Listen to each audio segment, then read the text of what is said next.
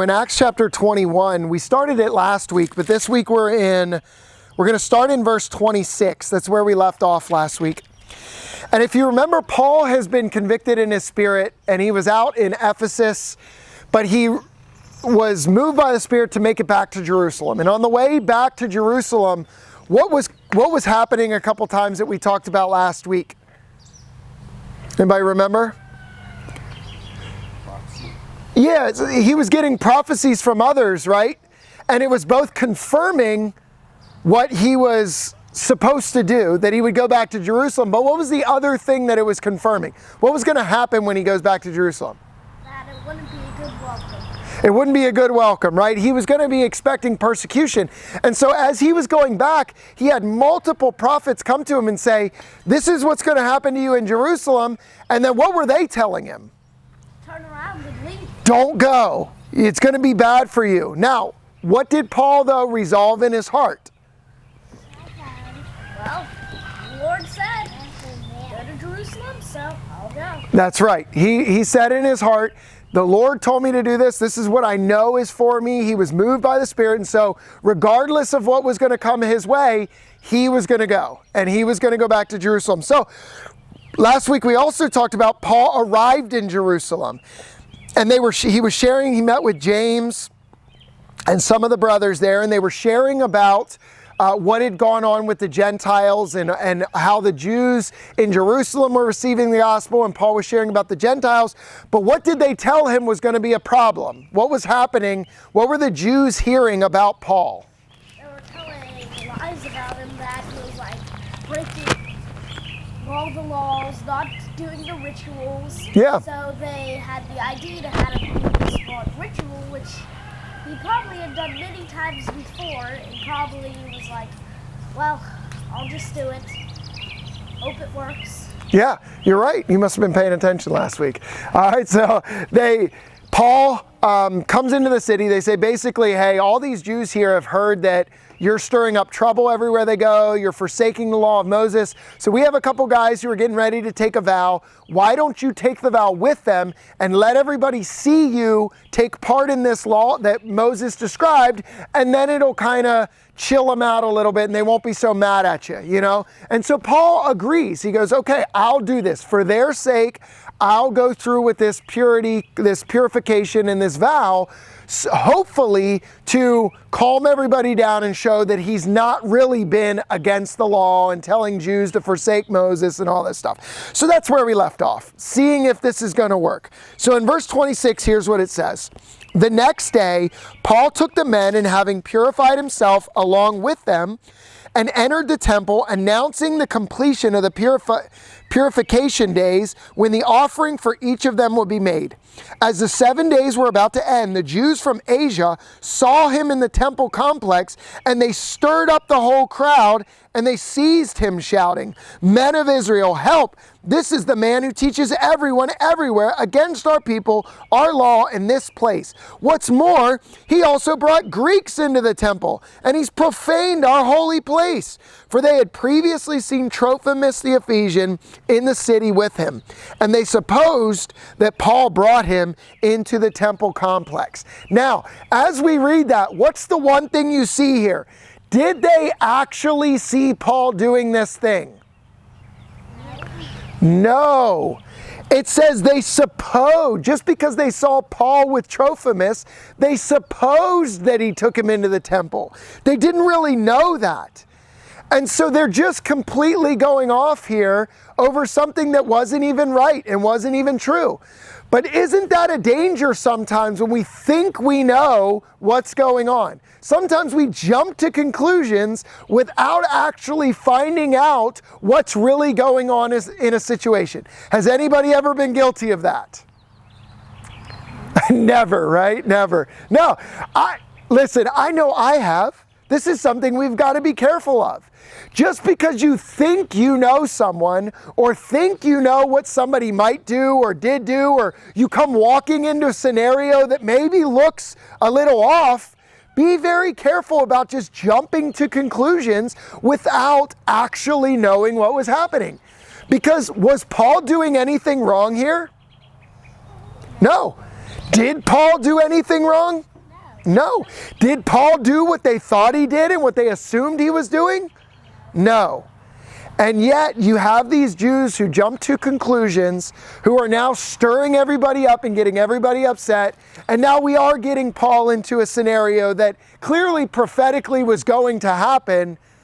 But unfortunately, even for Paul's best efforts to attempt to kind of build a bridge and make it so that things would have died down and shown that, hey, I'm not doing all this stuff they said they would do, it was really for no good. Right? It still ended up going a little sour here, and we're starting to see that.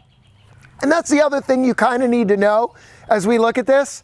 Have you ever been in a scenario where you've done everything in your power, in as much as it matters to you, to keep the peace with a group of people or another person, and yet it still seems to blow up in your face? We've been there? Hey, it happens to Paul too. Sometimes that's how this world goes. Sometimes that's how relationships go. Look, we do have a command in the scriptures, just like Paul did, to, in as much as we can, be at peace with all people, right? We are called by Jesus to go out of our way and treat other people with kindness, gentleness, with consideration, to do to others what we would want them to do to you, to walk in love, which means bearing all things, believing all things, and, living in that kind of a way. But sometimes you're just going to find out that relationally, situationally, even if you do everything you can in your power to keep the peace, it's not going to happen. And you know what? When those situations happen, we do also have to trust God through them. That's the thing here, right? We still have to trust God through them, knowing that, man, this is just the path that the Lord has for me right now. In this relationship, in this situation, that this is what's going on. I've done everything in my power. There's nothing else I could do. Look, Paul didn't do anything wrong here. This wasn't a judgment on Paul. This persecution that was coming upon him, it wasn't because Paul did anything wrong. This is for what we don't understand on this side of eternity sometimes. We know, because we've read this book, God had a different plan for Paul in all these things.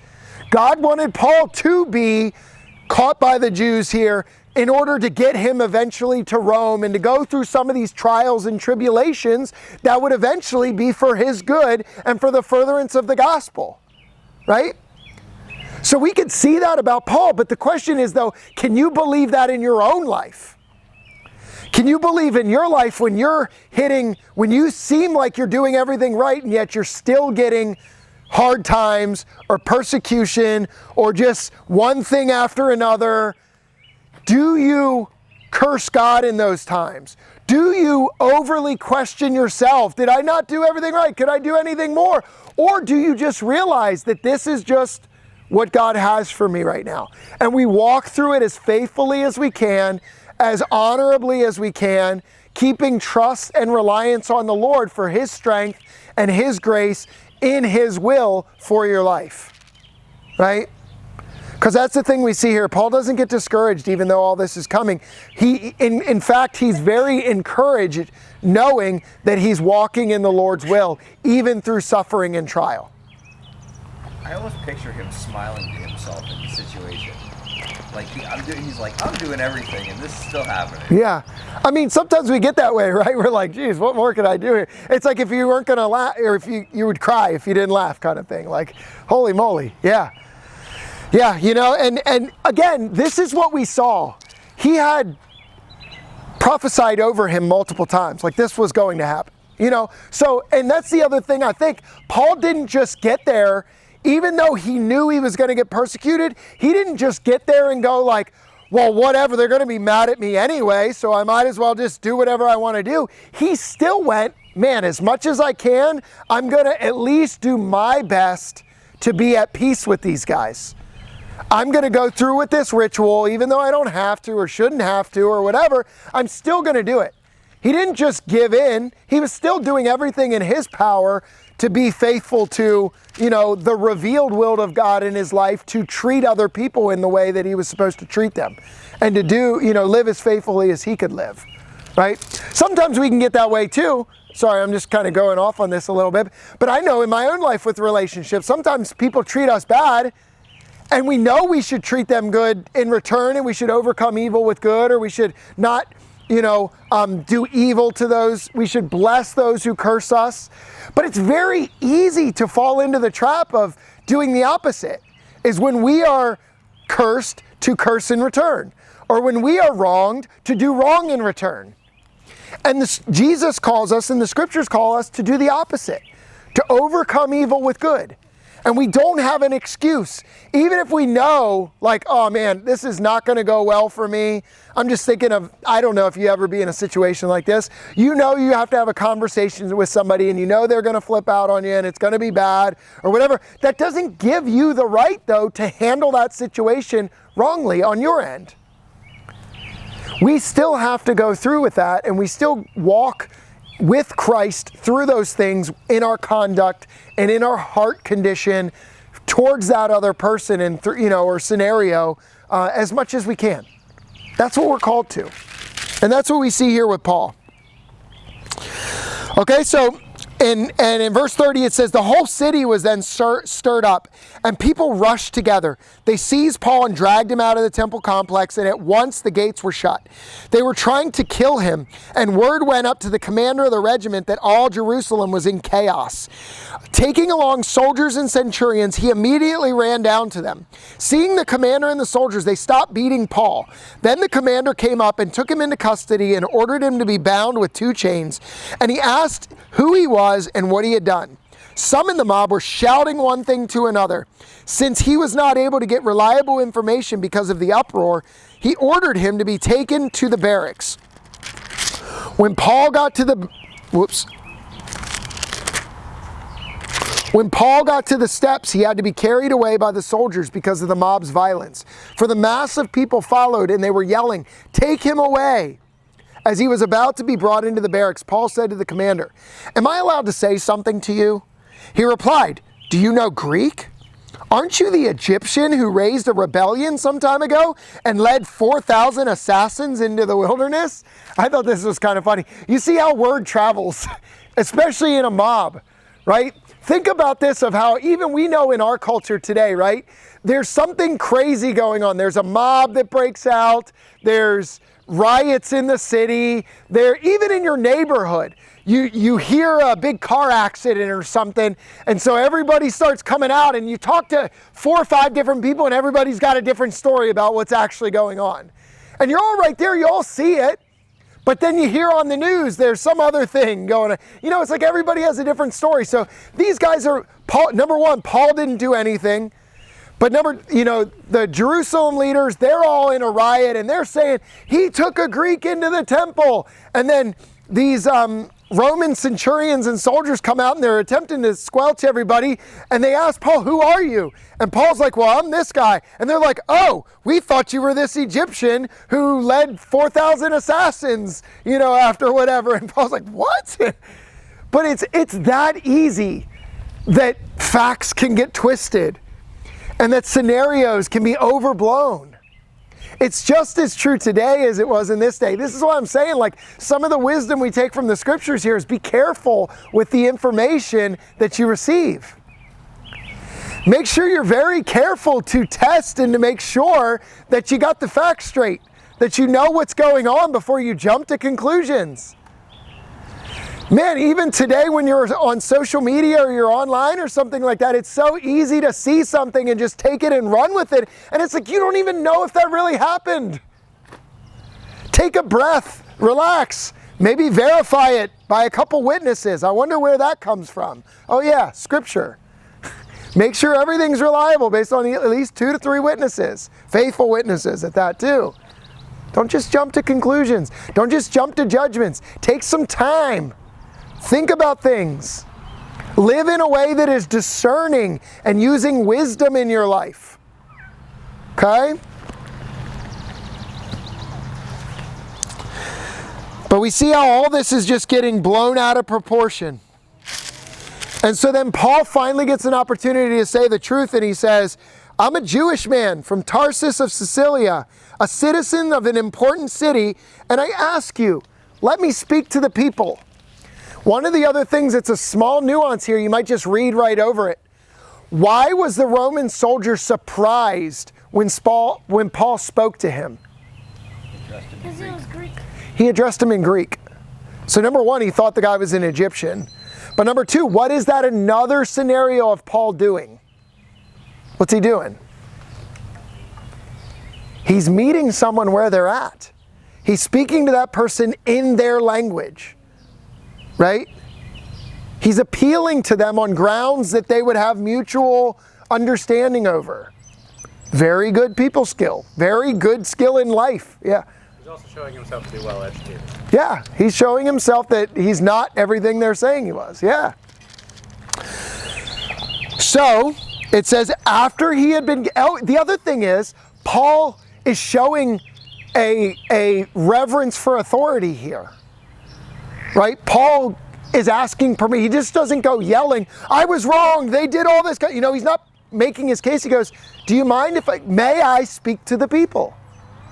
Can I have your authority, higher authority here, to address these people and to make a case here? And so it says, after he had been given permission, Paul stood on the steps and he motioned with his hands to the people.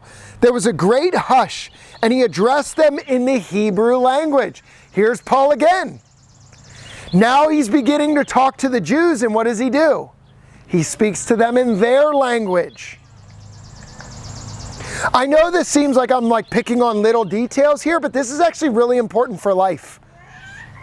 You know, there's something, I don't know if you would call it contextualization or something, but there's times in your life, I'm not telling you I'm two different people or three different people or whatever. I'm not saying be fake about things, but I will tell you, I relate to people at work differently than I relate to people here at church.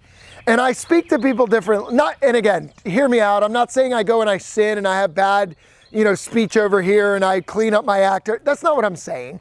I'm saying though, you got to be able to recognize who you're around and the type of people.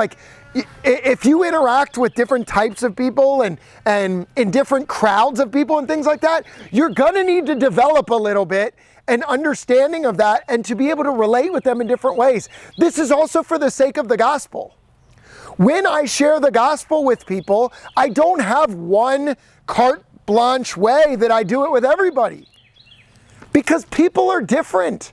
And sometimes I'm talking with people even in a different language, if you know them, or whatever.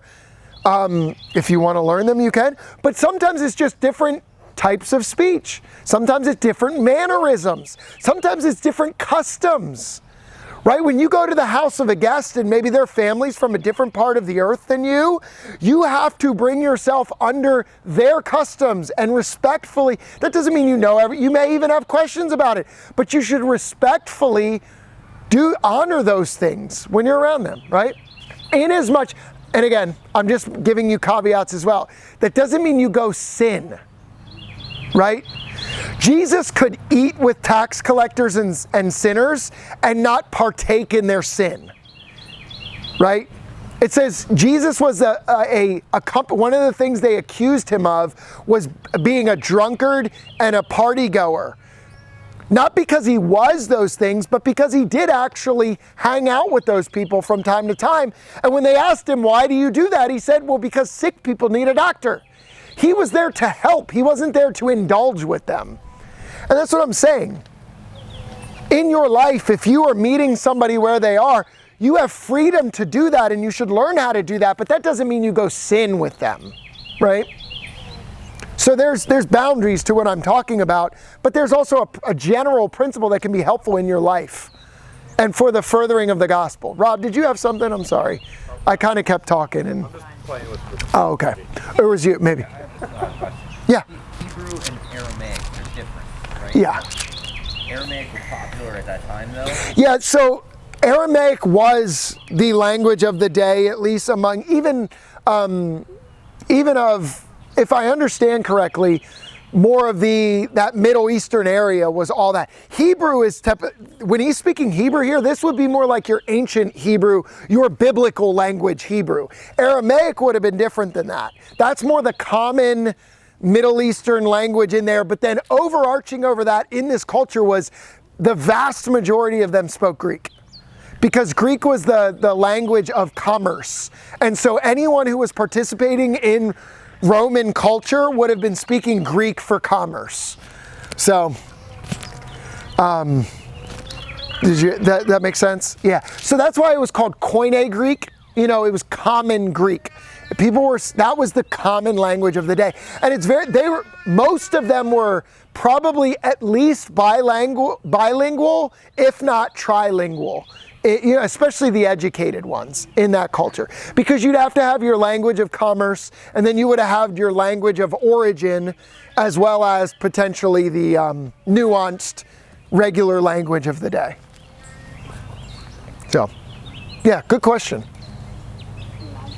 And that's a fight. I mean, there's debates over that too, as people, this is side information, but what were the Gospels originally written in? And would Jesus actually would he have spoken Greek? Would he have spoken Hebrew? And it's like, yes, there was all of that going on, So, Aramaic as well. And Aramaic was a pretty common tongue in like the region of Nazareth and Galilee, right? Yeah. So Yep. that's why a lot of times you see Jesus speaking that. Yep.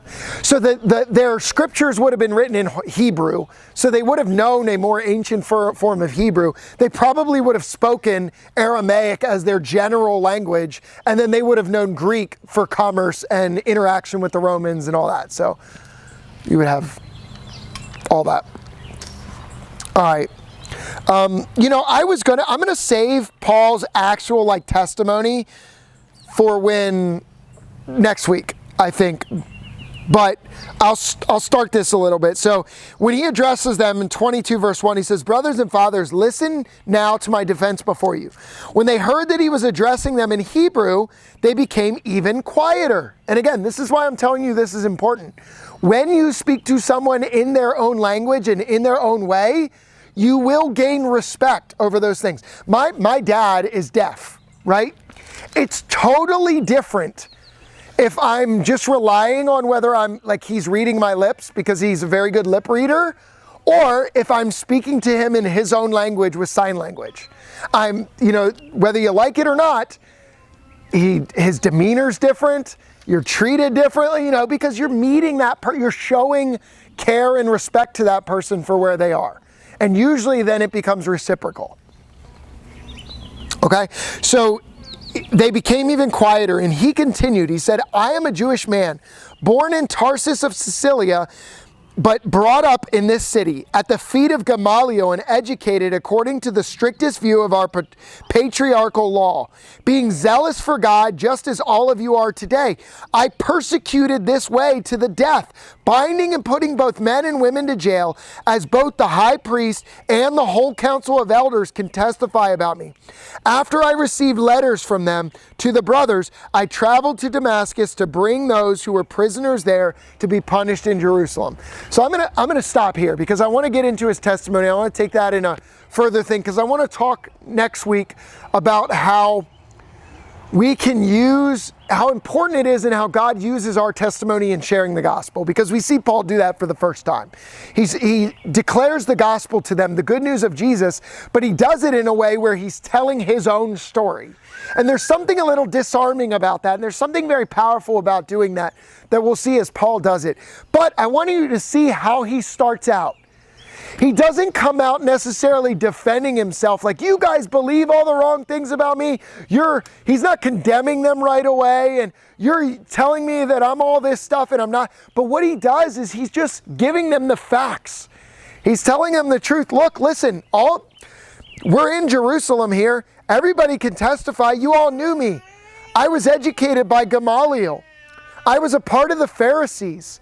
I was zealous for the law. I was the one that was going after the way here. He's making a connection with them, helping them to understand that him believing in the gospel and him teaching what he is teaching now is not a disconnect from what they believe. In fact, it's the fulfilling of what they believe.